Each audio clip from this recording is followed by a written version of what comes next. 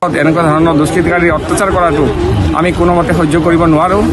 আমি প্ৰশাসনক অনুৰোধ জনাইছোঁ অতি শীঘ্ৰে দুষ্কৃতিকাৰী কৰ্তৃত্ব কৰক আৰু উচিত শাস্তি দিয়ক। আমি ৰাতিপুৱাহে দেখিলোঁ, ৰাইজে দেখিলে মূৰ্তিৰ হাত, তেওঁ যোনটো হাত দেৱীৰ হাত তেওঁ ভাঙি পেলাইছে, বস্ত্ৰ লৈ গৈছে আৰু মন্দিৰটোৰ ক্ষতি সাধন কৰিছে। ৰাতিপুৱা যে আমি তো দেখা নাই রাতের ঘটনা এইটো আই চাইছো হাতটো নাই, মার কাপড়টো নাই, হাত নাই, হাতত খাৰু আছিল, খাৰু চাৰু একোই নাই, এনেকৈ দেখা পালো আৰু এনেকৈ দেখাই চবে আহি চাই যাই আছে যে কোনে কি কৰিলে, কাপোৰটো দেখা নাই, চবে হাহাকাৰ লগাই দিছে, মায়ে এনেকৈ হৈছে এনেকৈ হৈছে।